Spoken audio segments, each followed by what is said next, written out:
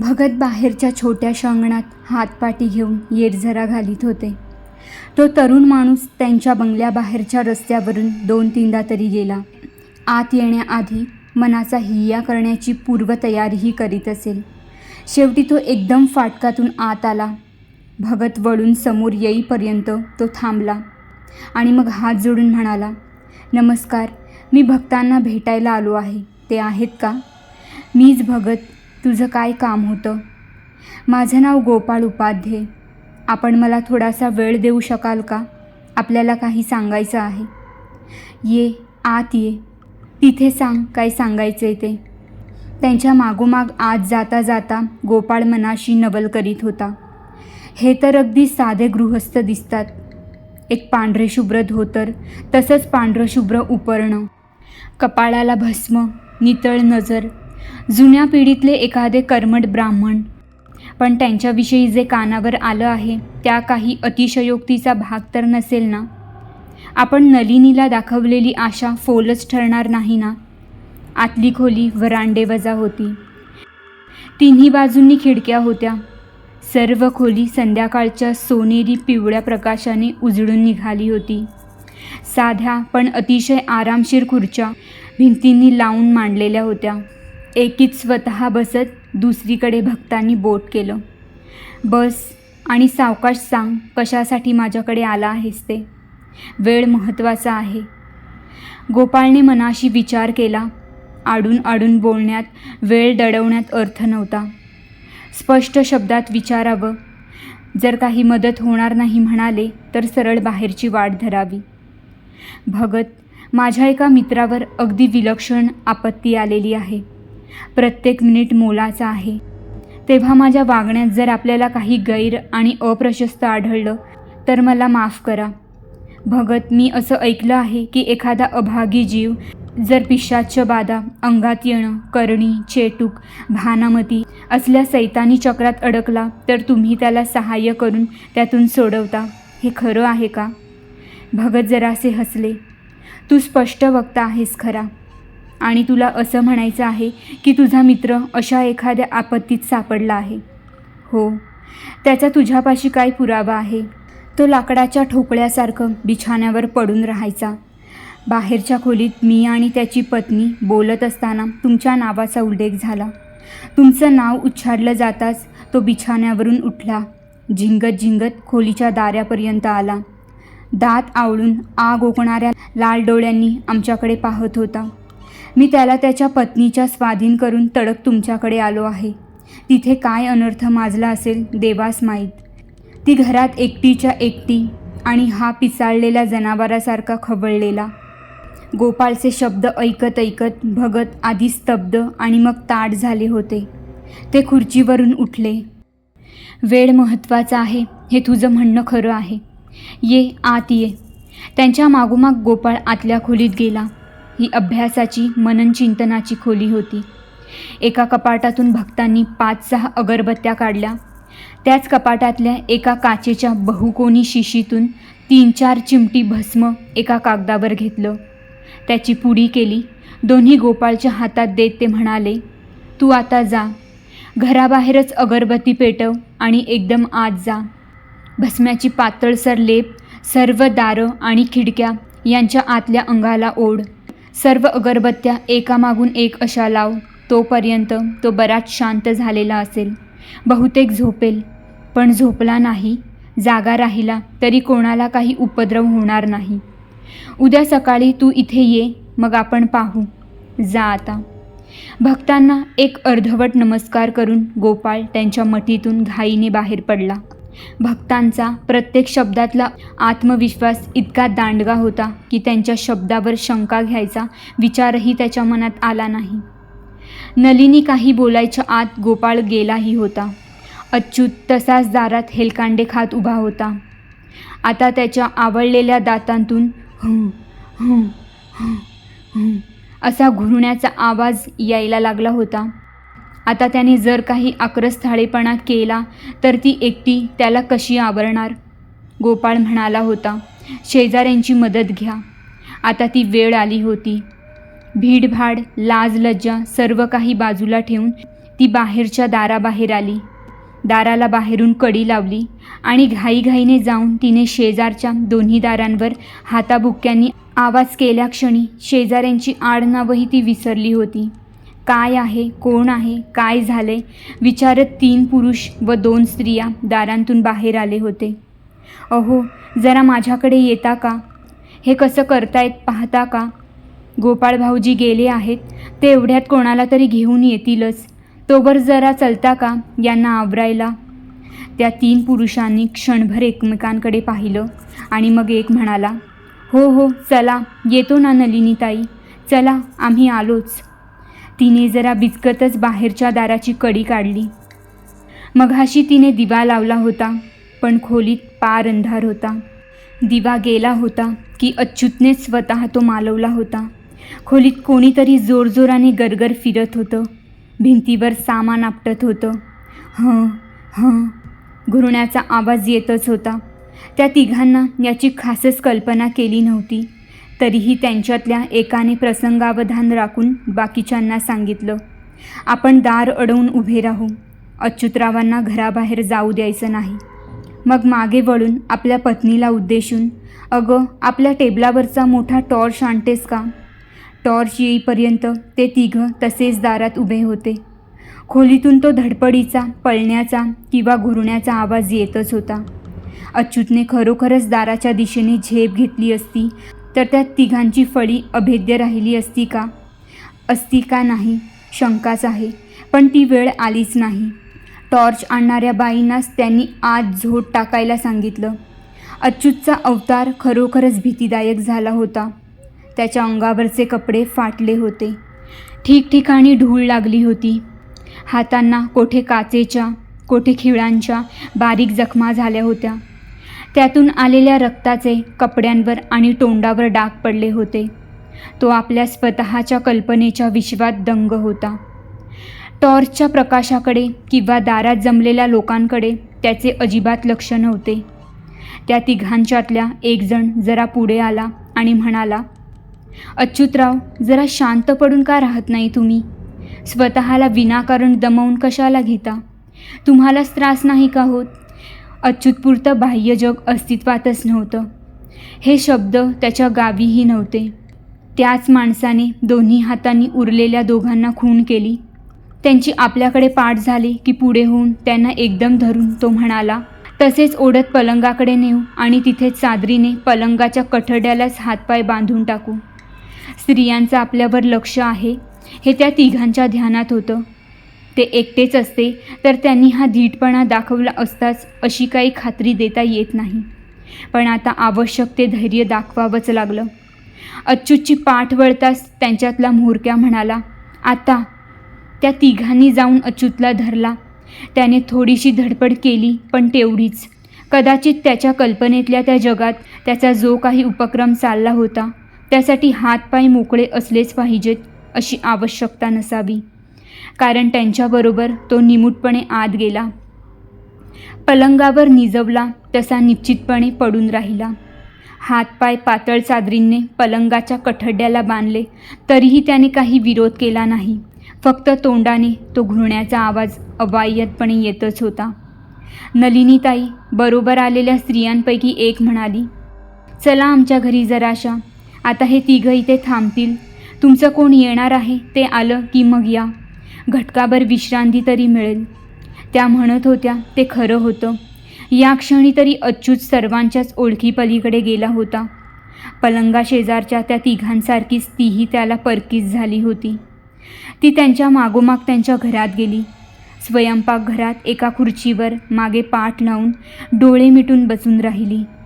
या क्षणी तिला कसलाही विचार नको होता.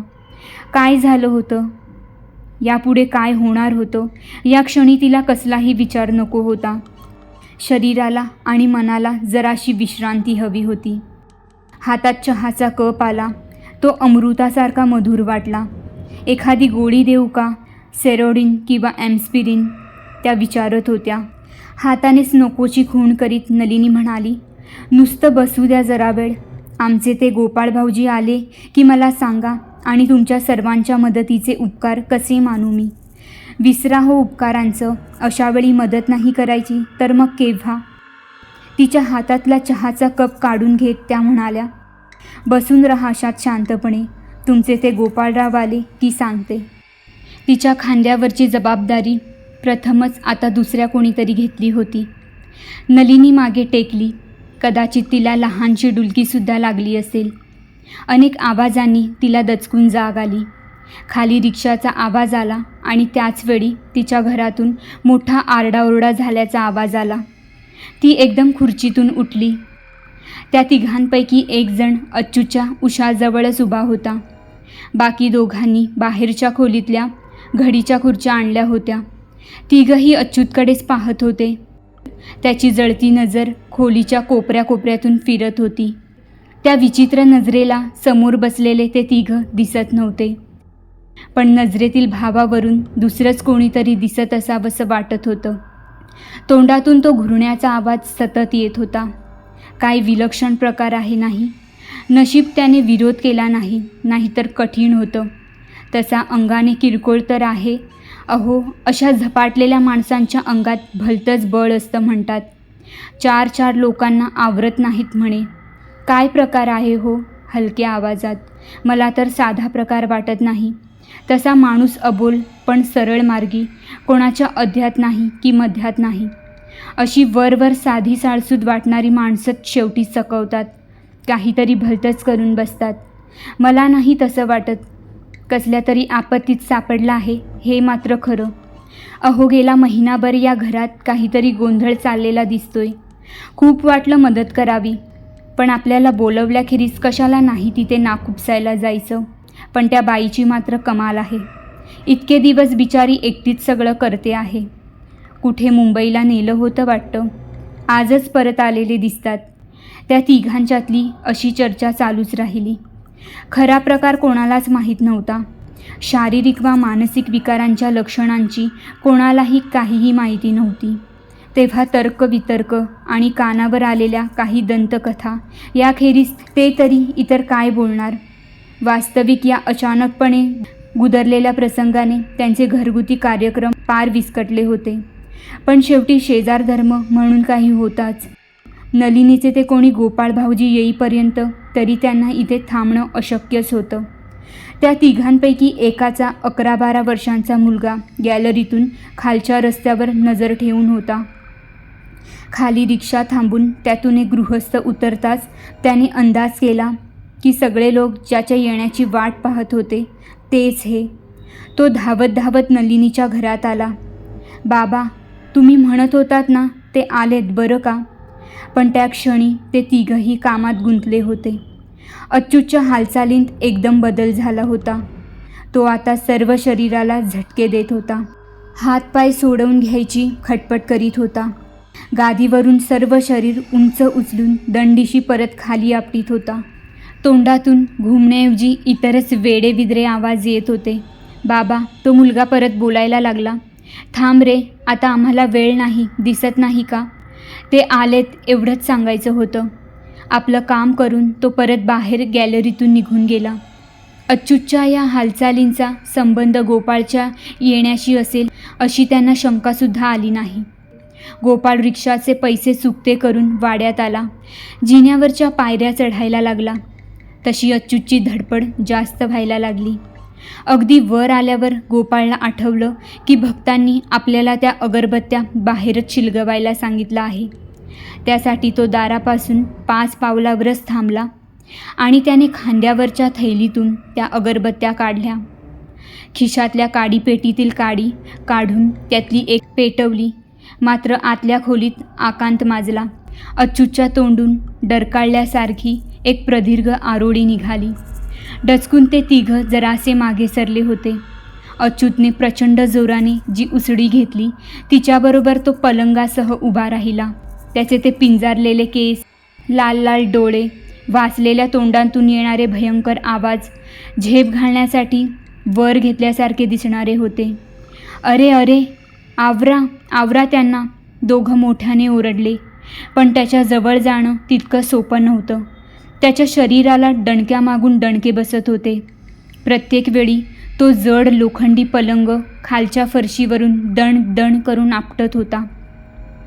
नलिनी शेजारच्या दारातून "अगं बाई, काय झालं?" म्हणत बाहेर येत असतानाच हातात शिलगावलेली अगरबत्ती घेऊन गोपाळने दारातून एकदम आत झेप घेतली. त्यात क्षणी सर्व आवाज, सर्व हालचाल थांबली. अच्युतच्या अंगात संचारलेली सर्व शक्ती क्षणार्धात ओसरून गेली. वर कठड्याला बांधलेल्या हातांना लोंबकळत तो ढिल्या शरीराने उभा होता. ते तिघं आणि गोपाळ पुढे झाले आणि चौघांनी मिळून पलंग पूर्वीच्या जागी परत आडवा केला. पलंग शेजारच्याच एका कपाटाच्या दारात गोपाळने ती पेटलेली अगरबत्ती खोचून ठेवली. त्या मिनिटाभराच्या विलक्षण धावपळीनंतरची स्तब्ध शांतता ही सुद्धा विचित्र वाटत होती. खोलीत सर्वजण जमले होते. काही वेळ तरी प्रश्नोत्तरात स्पष्टीकरणात गेला. गोपाळच्या लक्षात आलं, नलिनीची अवस्था कीव करण्यासारखी झाली आहे. तोच पुढे होत म्हणाला, "तुम्ही सर्वांनी अच्युत नलिनीला ऐनवेळी खरोखरच मदत केलीत. आभार मानण्याचा औपचारिकपणा मी दाखवत नाही, पण आता मी आलो आहे. मी सारं पाहतो. एकच विनंती आहे. नलिनी वहिनी दिवसभराच्या धावपळीने आणि काळजीने अगदी थकून गेल्या आहेत. आजची रात्र तुमच्यापैकी कोणाकडे तरी त्यांची झोपण्याची सोय झाली तर." त्याचं वाक्य पुरं व्हायच्या आधीच त्या दोघीही म्हणाल्या, "अहो, खरं तर आम्ही तेच सुचवणार होतो. अवश्य सोय होईल त्यांची." पण नलिनीची साशंक होती. "गोपाळ भाऊजी, वहिनी, मी अच्युतची व्यवस्थित काळजी घेतो. खरोखरच तुम्ही यांच्याबरोबर जा. रात्रभर आरामात झोप घ्या, नाहीतर उद्या तुमच्यासाठीच डॉक्टरांना आणायला लागायचं." खोलीचं दार आतून बंद करून घेतल्यानंतर प्रथम गोपाळने ती भस्म्याची पुडी काढली आणि घराबाहेर जाणाऱ्या सर्व दारांच्या आत आणि सर्व खिडक्यांच्या लाकडी फ्रेमच्या आत त्या भस्मांच्या पातळ पण स्पष्ट आणि सलग अशा रेषा काढल्या. नंतर त्याने अच्युतच्या उशाजवळची अगरबत्ती खुर्चीवर चढून एका फटीत खूप उंचावर अच्युतच्या सहजासहजी आवाक्यात येणार नाही अशा जागी खोचून ठेवली. अगरबत्तीच्या धुराला एक दर्प होता. त्यात एक उग्र कडवट सुवास होता. शिवाय आणखीही काही होतं ज्याची व्याख्याच करता येत नव्हती. पण त्या धुराचा अच्युतवर क्षणार्धात झालेला परिणाम विस्मयकारक होता. अच्युत आता अगदी ढिल्या शरीराने निपचित पडला होता. श्वास अगदी मंद गतीने चालला होता. चेहऱ्यावरचे ते हिंस्त्र उग्र भाव गेले होते. डोळे मिटलेले होते. हाताचे पंजे उघडून सैलपणे पडलेले होते. गोपाळची खात्री झाली की आता त्याच्यापासून धोका नाही. त्याने अच्युतचे हात पाय मोकळे केले. त्याला कुशीवर वळवला. त्याने डोळेसुद्धा उघडले नाहीत. अच्युतच्या डोळ्यांतून 2 अश्रू मात्र उशीवर ओघळले. कदाचित ते ताणाचे असतील, थकव्याचे असतील किंवा खेदाचे असतील. कळायला काही मार्ग होता. अच्युतची मानवी अस्मिता एका अभेद्य पडद्यामागे बंदिवान झाली होती. शब्द आणि दृष्टी जगाला जोडणारे 2 पाश दोन्ही तुटले होते. सर्व रात्र सावध राहायला हवं होतं, तशी त्याने मनाची तयारी केली होती. अगरबत्तीचा जळण्याचा वेग पाहता ती कमीत कमी पाऊण तास तरी विझणारी नव्हती. एखादा अपघात वगळता म्हणजे 6 अगरबत्त्या संपेपर्यंत पहाटचे 2:30 तरी वाजणार. नाकावाटे श्वासाबरोबर शरीरात जाणारा हा धूर मेंदूपर्यंत पोहोचत असला पाहिजे. मेंदूवर काहीतरी परिणाम होत असला पाहिजे. येथेपर्यंत त्याचं तर्कशास्त्र चाललं होतं. पण मग मनात शंका आली. सिडेटिव्हची गोळी कोणीही घेतली तरी तो लगेच गुंगीत जाणार. मग आपण इतका वेळ या अगरबत्तीचा वास घेत आहोत. आपल्याला कशी काहीच सुस्ताई जाणवत नाही. अच्युतवर 5 सेकंदात केवढा परिणाम झाला. आपल्याला तर उलट ताजतवानं उल्हासरहित वाटत आहे. आणि मग ह्या दारा खिडक्यांच्या आत ओढलेल्या भस्माच्या रेषा कशासाठी? तर्क एवढाच चालत होता की रोजचे नियम इथे लागू पडत नाहीत. प्रसंगाची ही पातळीच काहीतरी वेगळी होती. आजची रात्र त्याला जागून काढावी लागणार होती आणि तशी तो काढणार होता. अच्युतच्या बाहेरच्या खोलीत एकच आरामखुर्ची होती. तीच ओढत त्याने आतल्या खोलीत आणली. इतपत आराम पुरे होता. मागे उशी, अंगावर उबदार शाल वगैरे सोपस्कर केले की पाहता पाहता झोप लागायची, जे व्हायला नको होतं. पाय टेकवायला त्याने समोर फक्त एक पत्र्याची घडीची खुर्ची घेतली आणि तो आराम खुर्चीत बसला. अर्धा तास उलटला असेल म्हणून घड्याळात पाहावं तर जेमतेम 10 मिनिटंच गेलेली असतात. तेव्हा त्याने घड्याळाकडे पाहणंच सोडून दिलं होतं. मात्र दुसरी अगरबत्ती विझत आल्यावर तिच्या जागी तिसरी लावताना त्याने घड्याळाकडे नजर टाकली. रात्रीचे 12 वाजायला काही मिनटं कमी होती. कितीही प्रयत्न केले तरी झोप आपल्या चोर पावलांनी येत असते. 12ला एखादा मिनिट कमी असताना त्याला अगदी लहानशी डुलकी लागली असावी. त्यातून तो दचकून जागा झाला. अच्युतची खाट रिकामी होती. खूप नंतर गोपाळला शंका आली की ती डुलकी नैसर्गिक नसावी. त्या रात्री फारच थोड्या गोष्टी नैसर्गिकपणे होत होत्या. अच्युत खाटेवरून उतरला असता तर अजिबात आवाज न करता चोरट्यासारखा उतरला असला पाहिजे. स्वतःबद्दल किंवा अच्युतबद्दल गोपाळला किंचितही काळजी वाटत नव्हती. केवळ 5 मिनिटांच्या सहवासातच भक्तांच्या शब्दावर त्याचा विलक्षण विश्वास बसला होता. पण हा अच्युत गेला होता कुठे? करीत तरी काय होता? त्या खोलीतला एक मंद रातदिवा सोडला तर घरातले इतर सर्व दिवे बंद होते. अंधार आणि शांतता. अच्युत काही हालचाल करीत असला असता तर एवढाही आवाज येत नव्हता. गोपाळही स्वतः अतिशय सावकाश काळजीने खुर्चीवरून उठला. बाहेरच्या खोलीत दारापाशी आला. दारं खिडक्या स्वतः लावल्याचं त्याला पक्क आठवत होतं. पण आता गॅलरीतलं दार, दोन्ही खिडक्या सताड उघड्या होत्या. अच्युत दाराच्या दिशेने पावलापावलाने जात होता. रस्त्यावरच्या लांबवरच्या दिव्याचा परावर्तित अस्पष्ट प्रकाश खोलीत येत होता. अच्युत उघड्या दारापाशी पोहोचला आणि थांबला. क्षणभर गोपाळला असा विलक्षण भास झाला की दाराबाहेरच गॅलरीत हातभरावर काहीतरी आहे आणि ते अच्युतला हातांनी बाहेर बोलवत आहे. अच्युतने एक पाय पुढे टाकला आणि असा आवाज करून मागे घेतला. खालची भस्माची रेषा सोनेरी प्रकाशाने क्षणमात्र लखलखली होती. व्हरांड्यातल्या खिडकीबाहेर आता ते होते आणि त्याच्या खाणाखुणांनी अच्युत त्या खिडकीकडे वळला. पण नुसता हात बाहेर जाताच भस्मरेषेतून पुन्हा एकदा ती सोनेरी शलाका लखलखली होती आणि मग ते तिसऱ्या खिडकीबाहेर होतं. तिकडे अच्युत वळताच गोपाळने आपली हालचाल केली. घसा मोठ्याने साफ केला. बाहेरच्या खोलीतला दिवा लावला. बाहेर फारसं बारकाईने न पाहता दारं आणि दोन्ही खिडक्या झटपट लावून टाकल्या. अच्युत झोपेतून चालत आल्यासारखा होता. तिथेच उभा होता. गोपाळने हाताला धरून किंचित ओढताच तो निमूटपणे आतल्या खोलीत आला. खाटेवर झोपला. त्याचे डोळे मिटलेलेच होते. गोपाळ परत खुर्चीवर बसल्यावर मग आताच्या अनुभवाची प्रतिक्रिया आली. सर्व अंगाला दरदरून घाम फुटला. हातापायांना जोराचं कापरं भरलं. भक्तांच्या अगरबत्त्यांनी अच्युत शांत झाला होता आणि संरक्षणासाठी त्या भस्माच्या रेषा होत्या. भक्तांचीही मदत झाली नसती तर रात्री काय अनर्थ झाला असता. अच्युतचं ते थयाथया नाचणारं भेसूर ध्यान आणि रात्रीच्या काळोखात अंधारातून त्याच्यासाठी आलेलं ते काहीतरी. घरातला त्याचा प्रवेश कोण रोखू शकलं असतं? समजा रात्रीची नलिनी इथे एकटीच असती, त्या बिचारीची काय अवस्था झाली असती? संभाषणात भक्ताचं नाव निघताच अच्युत निष्क्रियता सोडून एकदम उचलून बाहेर आला होता. भक्तांच्याकडून गोपाळ परत येताच तर त्याने थैमान घातलं होतं. कोणत्या तरी पाशवी शक्तीच्या पंजाखाली तो गेला आहे. याला यापेक्षा आणखी जास्त कोणतं प्रमाण हवं होतं? शेवटची अगरबत्ती 3:45 वाजताच विझली होती.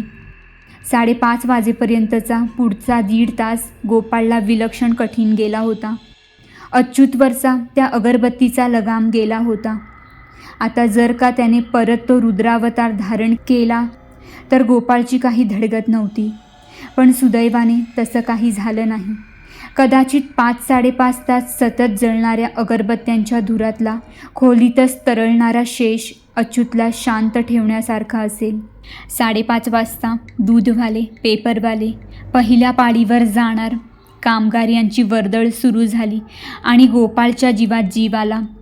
6:15च्या सुमारास नलिनी त्याच्यासाठी चहाचा कप घेऊन आली. रात्रभर मिळालेल्या विश्रांतीने तिला हुशारी आली होती.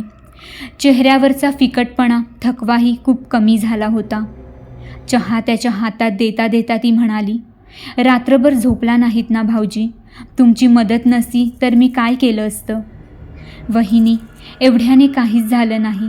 आता तर कुठे सुरुवात होत आहे. आता एक करा, अच्युतला तसाच झोपू दे. मी आता घरी जातो. दाढी स्नान वगैरे आटोपून मग त्यावर भक्तांकडे जातो.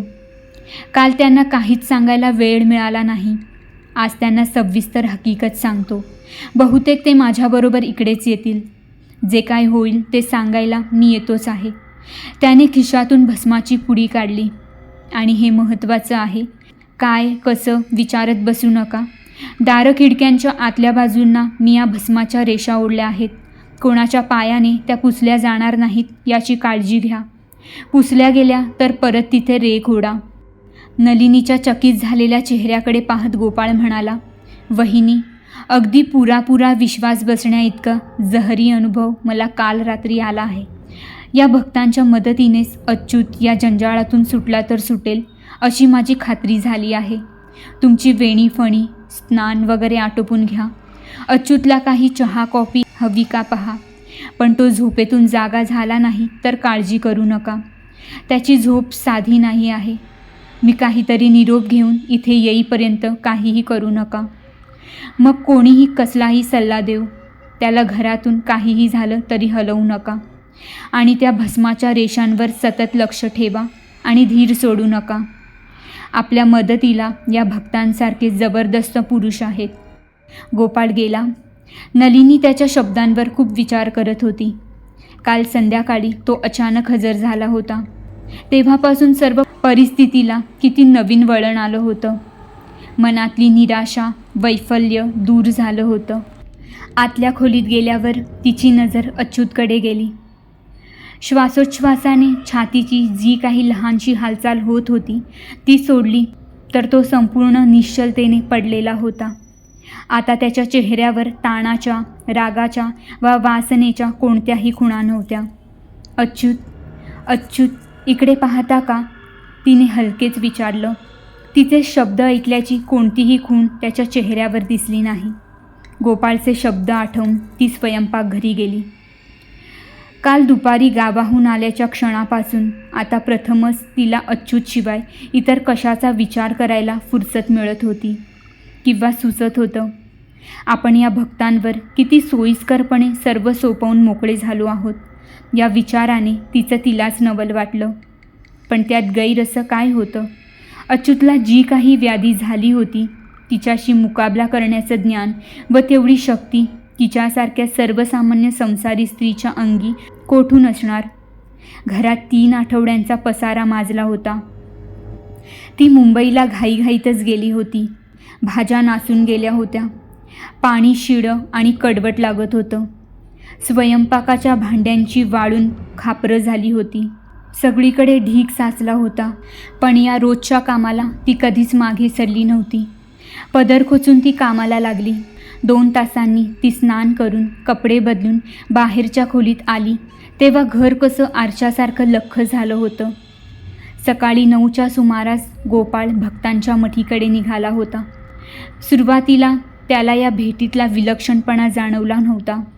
पण जसजसे अच्युतचे विलक्षण अनुभव आणि काल रात्रीचे भयानक प्रसंग आठवायला लागले तसतसं त्याला या सर्वच प्रकारातलं अनैसर्गिकपण जाणवायला लागलं. भगत हे कोणत्या प्रकारचे गृहस्थ आहेत याची अंधुकशी कल्पना यायला लागली. त्याच्या पावलांतला सुरुवातीचा जोश कमी झाला. ती जराशी रेंगाळायला लागली. भक्तांची मठी आली.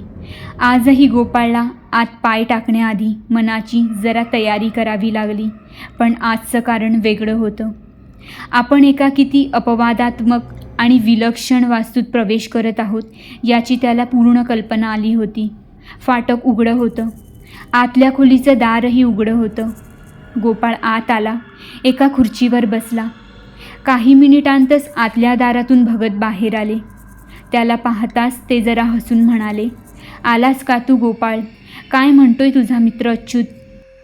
गोपाळ मान हलवत म्हणाला, भगत, मी जर संध्याकाळी इथे येऊन तुमच्याकडून काही मदत घेतली नसती तर काल रात्री काय अनर्थ माजला असता याची कल्पनाच करवत नाही. आता अच्युत कसा आहे? अच्युत गाढ झोपेत, एक प्रकारच्या गुंगीतच आहे. ठीक आहे, आता आधी काल रात्री काय झालं ते सांग. स्वतःच्या कल्पना बाजूस ठेवून गोपाळने त्याच्या संध्याकाळच्या अच्युतच्या घराला दिलेल्या भेटीपासून थेट आजच्या पहाटेपर्यंत घडलेले सर्व प्रसंग शब्दशः तपशीलवार वर्णन केले. भगत सर्व काही शांतपणे ऐकत होते. गोपाळ गप्प बसल्यावर ते म्हणाले, आता या अच्युतचा या प्रकरणात कसा संबंध आला ते सांग. आणखी 20-1 मिनिटं गोपाळ बोलत होता. त्याच्या बोलण्यात काळी जोगीण हा उल्लेख प्रथम आला तेव्हा भगत एकाएकी ताठ झाले होते.